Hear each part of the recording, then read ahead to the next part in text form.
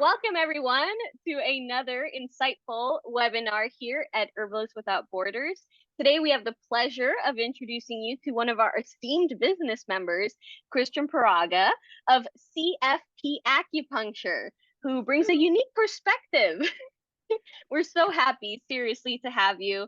We have such a diverse membership, and this is a great chance to showcase that there are so many healing modalities represented by our membership. And Christian is a dedicated practitioner with a flourishing acupuncture practice. And his journey, I think it perfectly exemplifies the rich tapestry that is complementary medicine. And with this interview, we just wanted to explore a little bit about acupuncture. Is there any overlap with herbalism, or just how does also community work come into play, to talk about this intersectionality and talk more about his experience as a practitioner, his insights, and some potential projects or things that he's working on, anything that might come to mind. We'll dive right in. Would you like to introduce yourself? Yeah, hi everyone. My name is Christian. Thank you for the lovely introduction. I'm a master's in acupuncture and licensed acupuncturist here in New York City. I currently have a practice in Ridgewood, Queens, trying to, as I like to say, to spread the word or to spread the gospel of acupuncture to as many people as we can. I like how you put that. So wonderful. So let me introduce myself too. I'm Jocelyn Perez Blanco, and I'm the executive director of Herbalists Without Borders. And I'm just very excited about this webinar that we have for you. I'm going to dig right in. Is that okay? Yeah, All right. please. Firstly, tell us a little bit more about your background, your kind of experience as an acupuncturist, and how that journey led to HWB. How'd you become involved? Gotcha. I was actually invited by you. Thank you. And it honestly, it was something that reached out to me because I feel like one of the bigger issues with community healthcare is the fact that there are a lot of it may sound a little weird, but I feel like there's not as much of a we mentality as opposed to a me mentality where it's everyone is not everyone, but a majority of people try to be the all-star of their field as opposed to trying to work together for a common goal. And that's why I was actually really impressed with what you guys were doing, and I would love to learn more, which is why I'm here as well. But yeah, not for nothing, the community aspect, which we'll get into a little later, but is something that really called out to me.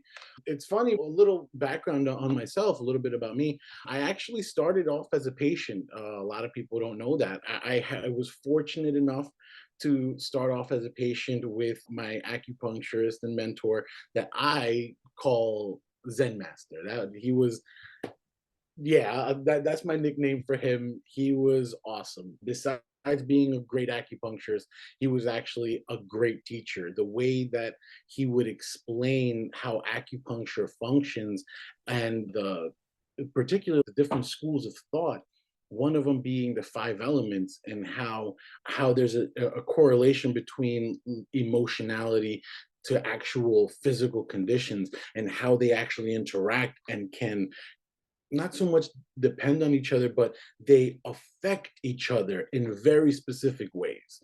But from there, I actually started. I bothered him until he accepted me as his apprentice, um, and it was a little bit of a blur. But next thing I know, I was his office manager. I helped him expand to. We were in Brooklyn at first, in Bensonhurst. We went to Lower Manhattan, and then from there we went to Staten Island. At around the same time, I also started school at Pacific College of Oriental Medicine, but I ended up having to take a an unplanned break around the time my dad got sick. He had two strokes and was diagnosed with Alzheimer's, and it messed me up. I'll be honest. Like, me and my dad were really close. I tried putting on a strong face and keep going, but the universe clearly had other plans. I ended up failing out of PCOM, and it was as though the universe was forcing me to take time to process this. I went and I helped my dad get settled in South America. And when I came back, I actually enrolled in New York College of Health Professions in Long Island, where I finished my formal training. It was actually a blessing in disguise, I feel, because New York College of Health Professions has a lot of very knowledgeable instructors and teachers that were able to guide me from where I started to where I am now. The type of practitioner that no matter what the issue is or what the case is, basically being ready for anyone that walks in the door. So those lessons I definitely carry very close to heart. And from there, I tried my best to keep that legacy going, to try to help as many people as we can. And also remembering that as healthcare practitioners, first and foremost, we're teachers, we're educators. We teach our patients a lot of how acupuncture works, but also in a way teaching them how their own body works because we didn't come with manuals, unfortunately. But yeah, from there, I started working more in physical therapy and pain management. I had some experience working at a few physical therapy offices, working with some actually very traumatic cases. No fault. It can sound like a dirty word because no fault is like working with patients that don't want acupuncture, but they go through it because of the car accident or workers' compensation. So a lot of practitioners don't like that kind of work. However, I actually enjoyed it because it was as though I'm the patient's steward into the realm of acupuncture. How serious I take it is how serious the patients take it. I found that a great place to find new converts, to use a less of a better term. So you're touching on this with being ready for anybody that comes through the door, whether they have already an interest in acupuncture or maybe they don't, and they're just like coming like, all right, I got to do this. So how does acupuncture align to community support and wellness, which is what we strive to do here and a lot of our membership is striving to do? I actually find it interesting because herbology, through the scope of TCM and acupuncture, is actually one of the four pillars of treatments. So the four pillars of treatments, we have herbs, herbal formulas, we have acupuncture, we have moxibustion, which a lot of people aren't too familiar with, which is the burning of mugwort root. It's a dried mugwort root that we put on specific points or even on needle tops to help warm a specific point or a specific area of the body. Mugwort is specifically chosen because it has a deeper penetration of heat. So the heat actually penetrates deeper into the body without causing harm. And then the last pillar of treatment is body work. So tuina, cupping, gua sha, which is great. Gua sha is the practice of using traditionally it was used with spoons, the wider spoons where it has like a dull edge, and it was literally used to scrape the skin until it starts turning red to release the exterior and to actually help relieve muscles and to actually cause a therapeutic sweat. So gua sha, it's all pretty good stuff. um, Now, how do these four pillars align with the principles of Herbalists Without Borders? Personally, what I find is that the beauty of holistic medicine, and when holistic, alternative or holistic in the sense of seeing the body as a whole, is that we're scalable. If you really think about it, we're scalable. Herbology, for instance, a little history lesson. In TCM, the formula Guajer Tong or cinnamon twig decoction is generally used to fight off colds, warm the interior, and to boost the immune system. This formula was made popular in ancient battlefields of China. The biggest concern at the time was of soldiers getting sick. So the field cooks and medics would start a large pot or a large cauldron filled of Guajer Tong. The idea is using medicine, or rather using food as medicine. So, at least in the scope of TCM and Oriental Chinese medicine, that was the beginnings of herbology. So, in a lot of the sense, herbology is very closely related to nutrition. Besides herbology, acupuncture can also be taken and can be scaled to different levels. So, for the most part, acupuncture at this point can be used on a quick level of a quick adjunct modality used together with a chiropractic work and physical therapy to help for, let's say, we were just talking about no fault or accidents or traumatic incidents to help speed up the recovery process while minimizing pain. From there, the next step is going and taking the form of an hour-long, in-depth treatment that addresses both concerns, like the main health concern that you come in with, while at the same time addressing underlying conditions, which this form of acupuncture is actually what I do most. This is more of the standard clinical aspect is the second one here.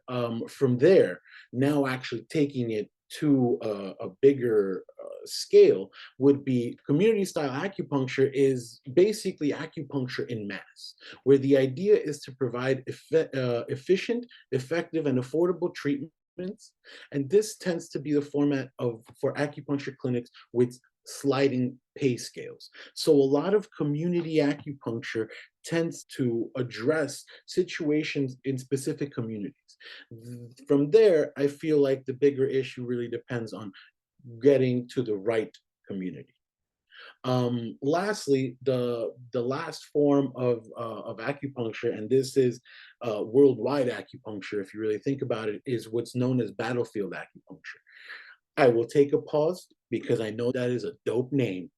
I will let it sink in. Battlefield acupuncture is mostly auricular acupuncture. This style uses ear seeds and derma needles, which are like little tiny needles on stickers, which are meant for overnight stimulation. An organization that took battlefield acupuncture to the next level is actually Acupuncturists Without Borders. There, at least when I was in school, one of my teachers was working with Acupuncturists Without Borders, and she formulated a specific ear protocol of 5 points in the ear that were specifically tailored for diabetics to help control blood sugar and glucose levels without medication. They stayed there for a few months, checking glucose levels daily and doing weekly treatments. And when they saw the positive results, they were teaching locals how to administer this treatment so that the healthcare can continue without the Acupuncturists Without Borders being there. And I feel like in that teachability is where a lot of the community aspect comes in, because anyone can just go and, well, anyone that has studied, became licensed, can go and do acupuncture in New York. But it really is in giving patients something to be able to take home that is that little extra, where it's not just health or wellness stops at the end of a treatment. It's almost like making sure that patient has, I don't want to say a little gift bag, but like maybe something like health homework. We'll call it health I like the idea of health homework. homework. Definitely. Alliterations. Yes. And yeah, and I do want to just quickly on ear seeds. Now, are these specific types of seeds? Are there actual seeds that are being used? Is this something that is just shaped like a seed? And if it's not a specific type of seed, are there specific seeds that would work for this home ear seed treatment? I'm just very curious. I have tried ear seeds in the past, many years ago, but yeah, I've always wanted to just ask a little bit more what about ear seeds. Gotcha. Ear seeds, from my knowledge, I may be wrong, and that's okay, is they're not actual seeds. They're little tiny metal balls with a sticker that we just use to stimulate a specific point in the ear. Also, auricular acupuncture, ear acupuncture, is actually one of the newer forms of acupuncture that we have. And it's also one of the only acupuncture forms that is not entirely Chinese. Yeah. Back in the 50s, if I'm not mistaken, a French doctor was going and he was at a yoga class, if I'm not mistaken. And they were doing, I forgot what pose it was, but the idea was that he was bent over and his head was close to his feet. He looks over at one of the colleagues and he notices, oddly enough, that the shape that the body made doing that slightly resembled an ear. So then he went home and he was like, wait a second. He started doing a little more research. He is the one that I forgot his name offhand, I'm sorry, but he was the guy that essentially discovered how sensitive points in the ear are in comparison to the rest of the body because they're physically closer to the brain. So all the nerves that come out to the ear, everything can be stimulated just from right here. So it's actually interesting that you mentioned different types of seed, right? Because since auricular acupuncture is so young in the 50s, now they're 73 maybe, but it's still relatively young compared to acupuncture. It would actually be very interesting to see if it would be if there are any specific benefits in actually changing the seed instead of having a little steel ball going and actually putting like poppy seed or a sesame seed just there just to help stimulate the point. That's actually really cool. I like it. I like your style, Jocelyn. I'm all about seeds here. We do a lot of seed saving. So yeah, the thought I was like, are they really seeds? And if not, hell yeah. I'd love to because there are definitely seeds that I feel would fit the bill for that. And so that would be very cool to explore. Hey, maybe upcoming experiment happening. Yeah, this seems like a fun little project. It seems like an interesting project. Abs- Absolutely. And to touch on something else you mentioned too, you were talking about holism and how acupuncture falls under this umbrella of the holistic healing practice. And you mentioned also how there is a little bridge of herbology, as you mentioned, within that realm too. Is there something, and you did talk about there we go, Moxa Buxton. Moxa for short. Moxa, there you go. And you touched on that. And do you really believe then, yeah, that this kind of therapy complements herbalism to really achieve that kind of holistic health and wellness picture for folks that you're working with? Gotcha. So personally, I must preface this, right? In the state of New York, I am legally not an herbalist. There is a distinction. So for acupuncturists, there is a licensed acupuncturist, and then there is licensed acupuncturist and Oriental medicine practitioner. Oriental medicine practitioner are the herbologists. They're the magic workers, if you will.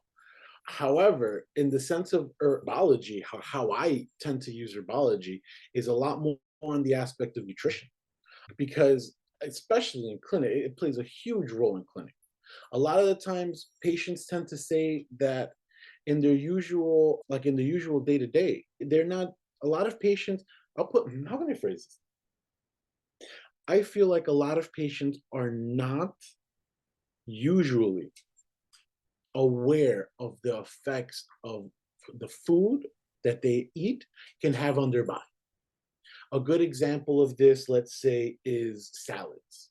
Everybody in the West loves salads. However, Oriental medicine practitioners, acupuncturists, we hate salads.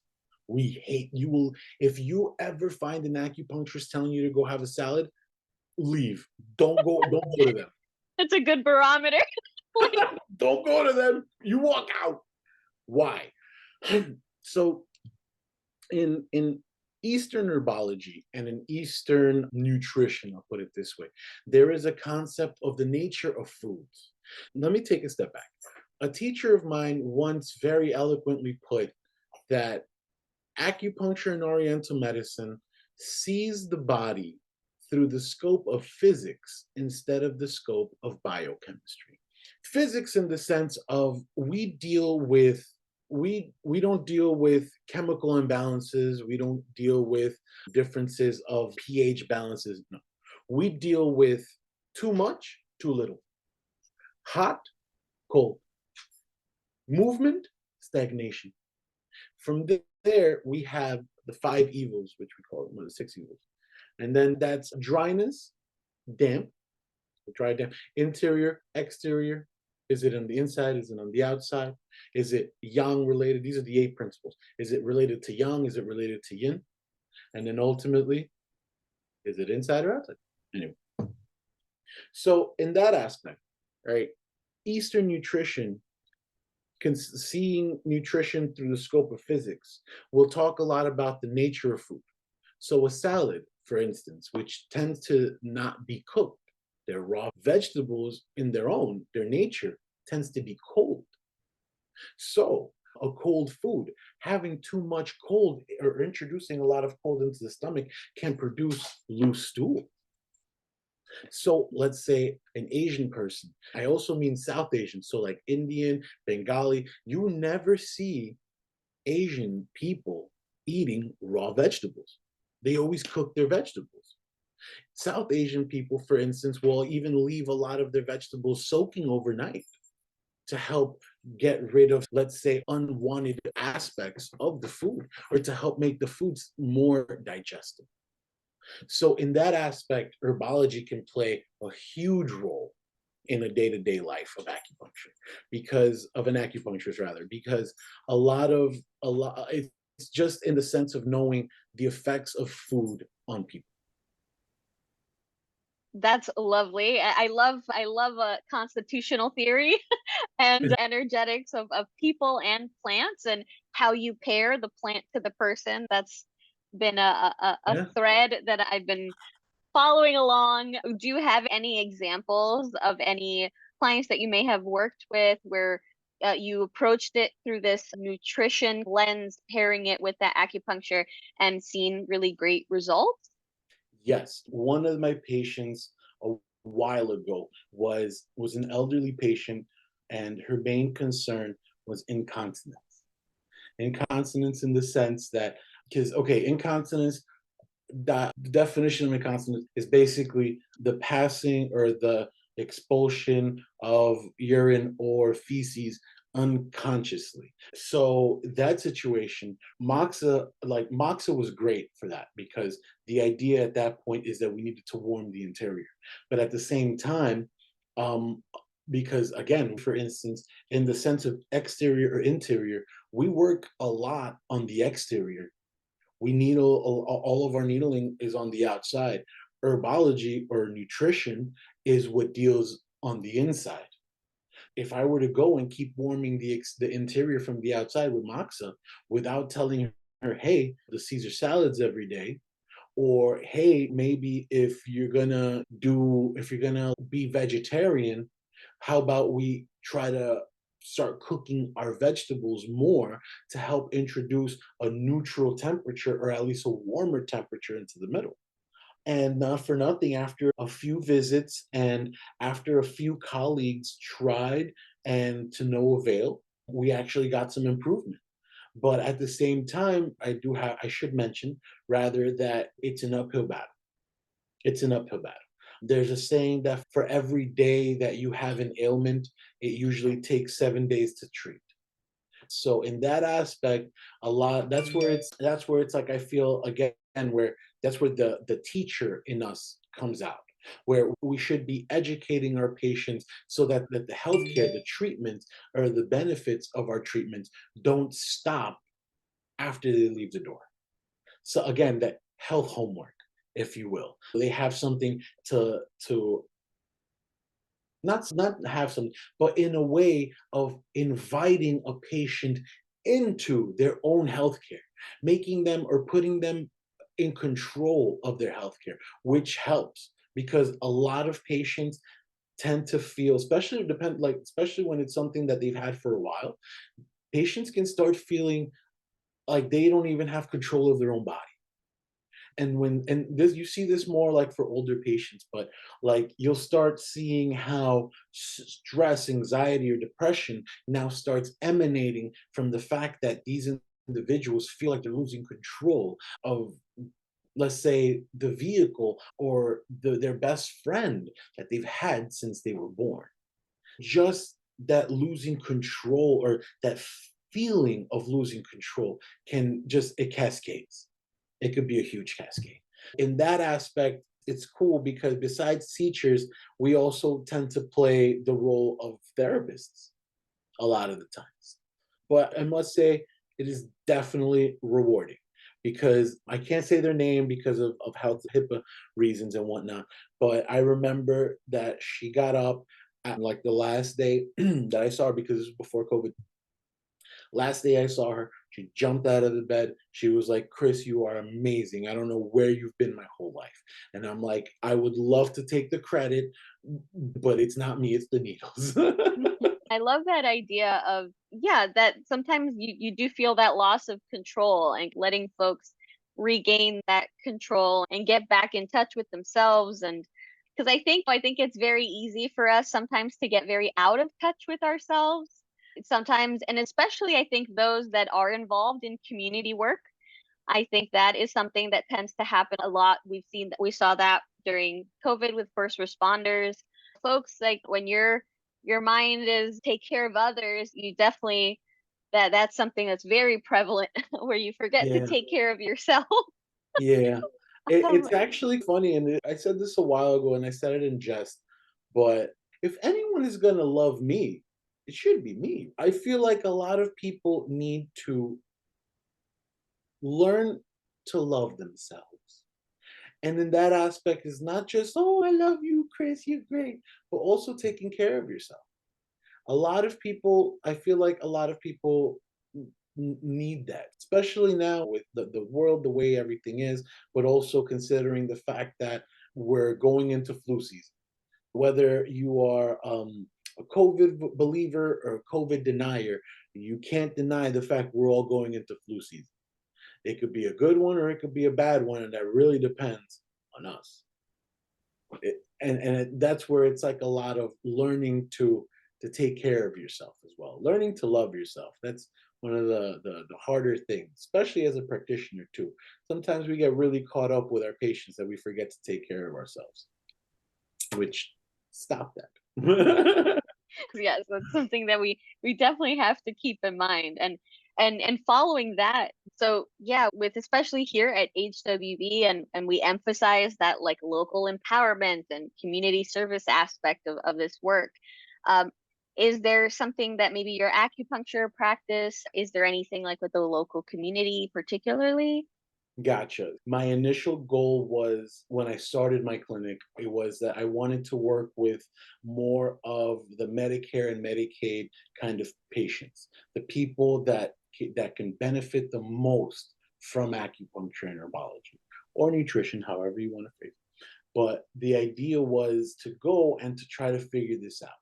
The thing is that, and I'll joke with this to patients. I try to keep it a little light, but Medicare and Medicaid, they don't like acupuncture. They don't like herbology. So that being said, what I try to do is, I let me preface this by saying that one of the, and also I guess it is just a cost thing. It really boils down to a cost thing, because while a lot of times we would love to help and give back to the community, at the same time we have to keep the lights on. So a lot of the times I feel like there are trade-offs for acupuncture that has a sliding pay scale. Nothing against them. I have a bunch of colleagues of mine that work in this field and have started clinics in the same field, in that aspect of sliding scale. However, it becomes a numbers game at that point, because at that point, to keep the lights on, you have to hit specific quotas. It becomes a number, a quantity over quality. What I try to do, and then also from my experiences, a lot of the times with physical therapy appointments and whatnot, they're quick treatments. They're quick treatments. You come in for shoulder pain, we're just putting needles in your shoulder. That's it.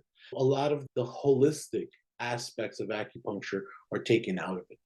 My goal in starting the clinic was to find a way to the walk the tightrope of making acupuncture effective and affordable while not undercutting my colleagues. Because again, this is where it's a we thing. It's not a me thing. This is an all of us thing. Because if one acupuncturist wins or one herbologist wins, we all win. Because whether they don't come see you again, they might see somebody else. You've changed this person's perspective and their lives. Whether they come back to you or not, that's not the goal. The goal is to bring them to the side of alternatives to pills and surgeries. That being said, what I try to do is I try to offer a lot of package deals. I do work with insurances, but for the most part, they're mostly out of network insurances. Try and facilitate as many people as we can. I try to offer as many packages as possible. For instance, I so initial visits for me are 135, follow-ups are 100. So what I do is a starter pack, especially to get people to new people on board, is I do the first two visits for 150 to nip it in the bud, just to get them in the door, just to see what acupuncture can actually do. Once people see what acupuncture can do, whether it's me or whether it's somebody else, it doesn't matter. But now they are aware. Besides that, there's been a project that I've been working on. I've been working on a type of membership for people where it's for the people that genuinely need it, but at the same time can't afford the $100 cost every time that they need to come in. So the memberships, I try to do four tiers, or I'm doing four tiers of membership. The introductory level is one visit a month, acupuncture visit, and one cupping session a month. The second level is one visit and two cupping sessions, or you have the option, or of just doing two acupuncture sessions a month. The next is doing two sessions of two sessions of cupping, or three sessions of cupping. Again, trying to help introduce or help make acupuncture a part of your healthcare routine for people that want to come in for their back pain, that rather for the people that come in for back or shoulder pain, but want to keep coming in for other internal stuff as well. Or for patients that can't necessarily afford them like individually, but still want to make acupuncture a part of their daily or part of their weekly or monthly healthcare routine. And then the last one I do is up to 6 sessions a month. That one is for the patient that definitely this is the way kind of patient, the one that knows exactly what acupuncture is for, and they're going to plan on coming every week, twice a week.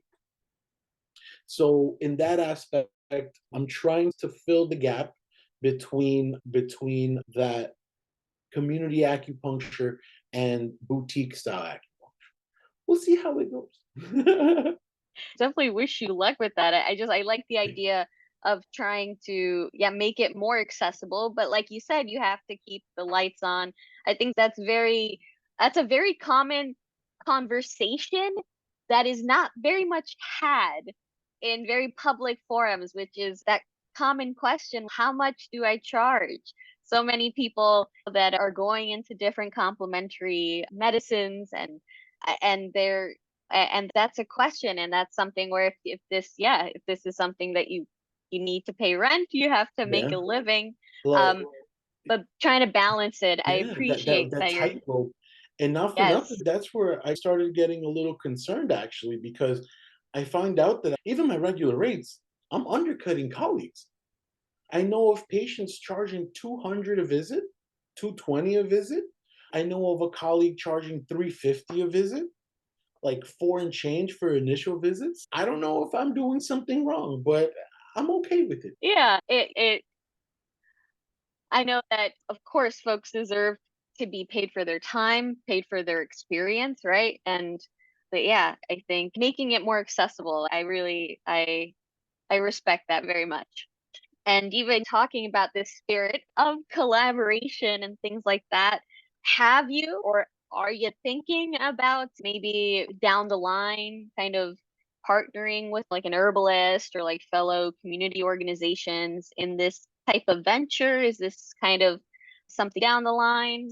Gotcha. So at the moment, I'm not.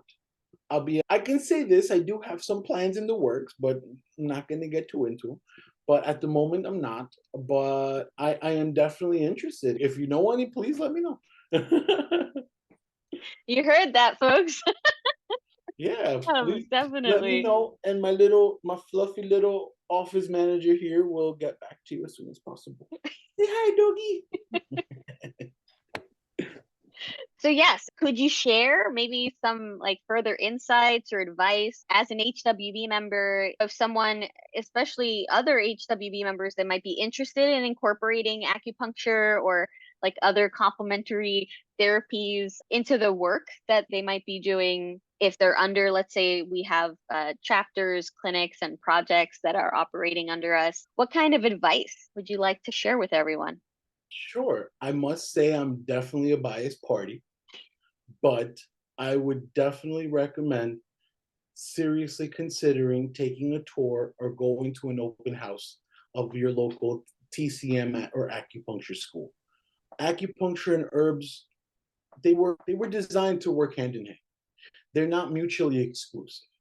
Um, Acupuncture is a great alternative to medicine, but the herbology is really where the magic is. I'll give you an example. When I was still working at Seitai with Zen Master, he had a patient come in that, and mind you, she was a very learned individual. She was a mathematician. She was working for NASA and aliens and all those cool people. But she was diagnosed with cancer and she was getting chemotherapy. So she came to acupuncture after doing a bunch of research. She came to get acupuncture and herbs. The initial goal for her with acupuncture and herbs was to mitigate the effects of chemotherapy. So, chemotherapy, as a lot of people know, the first thing to go is usually your hair. But then from there, it can also cause a lot of nausea, vomiting, loss of appetite. You can start losing muscle mass because it starts affecting you. In Oriental medicine or in acupuncture, it depletes your chi. It starts depleting your jing and it depletes your blood. Not so much that you're draining blood, but the quality of your blood starts dropping. Zen Master is both. He is an OM practitioner, OM of herbology and acupuncture. A little background on him: he is a former Soviet Union doctor and came here, studied acupuncture because he always had a fascination with acupuncture, but specialized in specifically Japanese acupuncture and Japanese herbology. Chris, what is Japanese herbology? Let me explain. Traditional Chinese medicine is not as traditional as a lot of people think. Traditional Chinese medicine is actually one of the later additions or schools of thought of Chinese medicine. Traditional Chinese medicine actually came out during communist China, with Mao Zedong wanted an effective, efficient, and accessible way of treating his people, but let's take out all the spiritual stuff out of it. A lot of the spiritual stuff of the five elements were taken out. A lot of the spiritual or alchemical principles of the human body were taken out. So it was basically, lack of a better term, the soul was taken out of it to make it as closely resembled to Western medicine as possible. This way, it was accessible, it's understandable, and everybody could get it. However, Japanese acupuncture has Japanese acupuncture started from classical Chinese medicine. Chris, what's classical Chinese medicine? I'm glad you asked. Classical Chinese medicine is traditional Chinese medicine, but with all of that spiritual stuff. Japanese acupuncture took the principles of classical Chinese medicine and ran with it. So if you want to get the closest that you can to a classical acupuncture or herbology treatment, you go to the Japanese acupuncture, for instance, and this is where I got it from, is where they do a dual treatment. The first one is intended to balance your entire body to make sure everything is flowing the way it should. And the second treatment, we go and we address specific concerns that you come in with. Japanese herbology is also known as Kampo, Kampo. Kampo, or Japanese herbology, tends to use stronger formulas that traditional Chinese medicine would not use, but they use it at smaller doses. Example, Guizhitang, we were talking about earlier. Guizhitang is generally used for when someone already has a full-on cold and they're not sweating, so we're trying to get them to help them sweat. We're trying to the pathogen or the bacteria, if you will, or the wind, if you will. Japanese Japanese herbology will start off with a different formula called Gegentong. In traditional Chinese medicine, Gegentong is generally used for aches and pains. But in Japanese medicine, at a smaller dose, it's used to help fight and kick out the cold wind. That's one example. Another herb, let's say, that is not generally used in traditional Chinese medicine, but used in Japanese Kenpo, is futsa. Futsa translated is aconite. Aconite, we all know, is poisonous and it will kill you. However, the way that we prepare aconite is different. It's not just the aconite, it's aconite that will be honey coated and roasted in honey, or it'll be aconite that was cooked in wine. So they prepare the aconite before they introduce it and add it to the formula. So let's say a Chinese formula would not use futsa. The gram or the size of the dose would be 30 grams a day. 30 grams is a lot in one day. It's a lot. As opposed to Campo using the same formula that the 30 grams would kill you, or at least send you to the hospital, it uses that formula, but instead of 30 grams, you take 2 grams 2 times a day. It still has all the same herbs, but the effects are different because of doses. Anyone that is interested in acupuncture, oriental medicine, I feel like Japanese acupuncture or Japanese Kenpo would definitely be something of interest to you guys, because they do a lot more with doses, and in that, playing around with doses opens up an entire new world of what you can do with the same formulas that we've had. That's amazing. And I have heard of Campo, Yeah, but I have to say, I don't have any background in acupuncture. I've experienced acupuncture, but I am very ignorant to the history. But I did not know that there was like a Japanese tradition of acupuncture. yeah, I always tied TCM, traditional Chinese medicine, and acupuncture. So that is so interesting. I had no idea that yeah. that It's a existed. little, and then that's Japanese acupuncture. Then Korean acupuncture is an entire other like world. Like Japanese acupuncture focuses on shallow insertions, stimulating the fascia to help stimulate the chi. Korean acupuncture, if it doesn't hurt, it's not working. However, I've seen some, and mind you, just needles, no herbs. I have seen one of my teachers, Dr. Kim, he was a wizard when it came to the needle. He also does herbs, but he was a wizard when it came just to needles. Normally, an acupuncture needle is about this wide, this long rather, not wide, and right here, right? And let's say the handle is from, let's say, half. So from like here to here, right? He would use a needle that's 2 inches wide. That handle is about here, right? So you got this much needle, and he would insert just about the whole thing here for TMJ. And the patient would squirm while it was happening, but then would walk out and be like, my pain is gone. When it comes to, let's say, Korean acupuncture, that's where I feel like a lot of my training came full circle, because Japanese acupuncture taught me to treat on the surface. Chinese acupuncture taught me to treat in the middle. And then Korean acupuncture taught me to treat on the deepest level and just with a needle. That's why I'm like, if you guys are interested, there is an entire universe of things that would definitely change the way that you see the body and treat people. Definitely. Oh, I feel like we need to have you back just to talk about and further expand on that, because oh, Sure. that would be wonderful. Because yeah, I did not know this. This is so interesting. Seriously, thank you for You're enlightening welcome. us with that.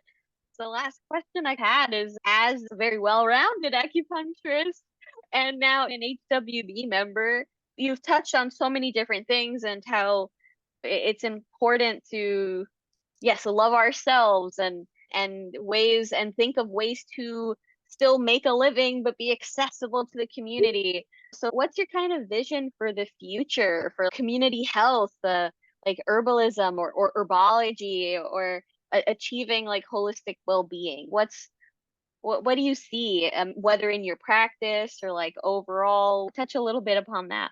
Yeah, sure. I said this in just, I talk a lot in comedies, so don't mind me. It was funny because a friend of mine asked me, like, what's acupuncture? Like, what is acupuncture actually good for? And I'm like, acupuncture and herbology, when I combine, and nutrition, let's throw nutrition in them too, all three of them. If I do my job correctly, you shouldn't need to go to urgent care. There shouldn't be a need for you to go to an emergency room unless it's an actual emergency. There shouldn't be a reason for you to be going to urgent care with a cold or a flu or digestive issues or cramps. There shouldn't. My goal, long-term goal, right? Because at this point, one thing at a time. My goal is to create almost like a new front line. It's like a new front line in the war against disease.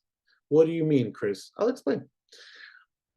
I'll think sometimes, and it's weird because I feel like acupuncture and herbology can definitely fill the quagmire, the hole, the gap between your primary physician and urgent care and emergency room. Because a lot of the times patients will go to their primary doctor and be like, look, my stomach hurts. Okay, here's a script. Go to your GI. Now you got to wait another month to go get this to check your stomach out. By the time you get to the GI doctor, your stomach pain's already gone or it's gotten worse, and now you're in the hole for what? You need surgery. The doctor might be like, look, okay, just take this. It might be gas. I don't know, because it's already been a month since you had the symptoms. And so in that case, yeah, I feel like there's a lot of cases where your primary doctor can't do anything, and going to the emergency room is overdoing it. And in that space, in that little space, I feel like that little space has big room for acupuncture and herbology. That's where we should be going. That is where we should be. And if done correctly, Western medicine will also acknowledge that and have Medicare and Medicaid cover us. Because then we can start the de escalation of patients ending up in the emergency room or in urgent care for high blood sugar. I've had friends around my age end up in the emergency room because their blood sugar was too high. There's no reason for that unless you eat a lot of ice cream the night before and go to bed. But still, don't do that. It's bad for your stomach. But that's my goal. That would be my vision of finding a place where we can all work again It's a we thing. It's not a me thing. And if you want a good example of it, look at 2020. How many doctors, how many hospitals, how many urgent cares, how many emergency rooms were run over with people that there weren't enough doctors for, and for patients that might not have even needed to be in the emergency room to begin with. But at the same time, we also have to keep in mind that if we do reach that level, and if we do create that new front line in the war on disease, if you will, we're up. That's us. So we will be the ones seeing patients with COVID. We would be the ones seeing the patients that can't make it to the emergency room, to bring it full circle, to make sure that whoever walks in that door, you guys are ready for. And in that, I encourage everyone to continue your education, whether it's in herbology, whether it's in acupuncture, whether if it's just getting the Merck's manual, which they came out with a 20th edition recently. But yeah, we all, and granted, we all, you guys don't have to, everyone's sovereign people. But if that's the goal of us being taken more seriously in the scope of medicine in the medical field, we also have to answer that call. That would be, that's it. That's all I got. That is certainly a lovely vision. And yes, I look back and I realize, wow, we went through that. We're Yeah, still we're still yeah. going through it, but And it's if you believe, I don't know, but if you believe the news, it seems like we're going to go through it again. I doubt that it'll be as bad as it was the first time, because we learned a lot as a society, as a country, as a city, as a state. We've learned a lot, but at the same time, it didn't go anywhere, and it's not going to go anywhere, and it'll only get worse from here. so yeah, I think the I like to keep it. restructuring of the system. I Yeah, like to sorry. keep it light. I like to keep the mood light. I like that you bring humor into your practice, and I very much enjoy that. If I could only bill the insurance for comedy, that would be great. That would be wonderful. But again, I seriously want to thank you for your time. I love where the conversation took us and learning more about acupuncture and this intersectionality. Like, I didn't think about these things. I'm coming out much richer in knowledge, and now I feel like I need to go down a rabbit hole and learn more about, wait, there's Korean acupuncture too. Hmm. I want to dive into that. But is there any things that you might want to, like, where can we find you? What's your website? Anything that you want to talk about? Where is your practice again? Just so that folks, if you're here in the New York City area, where they would be able to connect with you.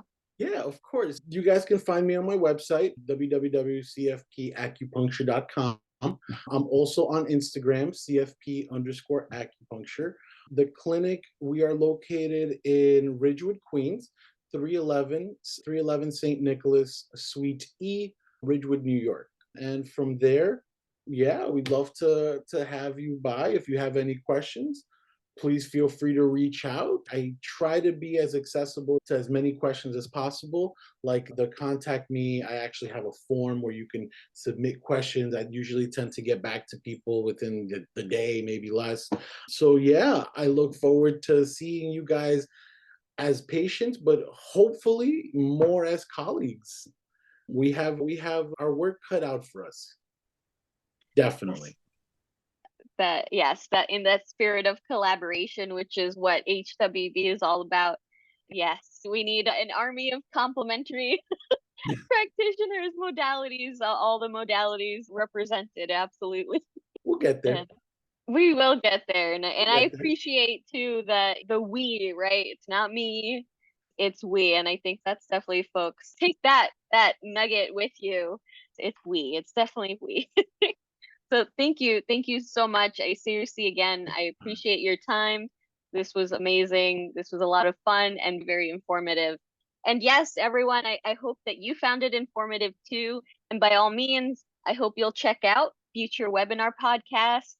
We're hoping to have many more of our business members. We have school members, we have other nonprofit members. Hope to bring you some more interviews coming up. But in the meantime, bye for now.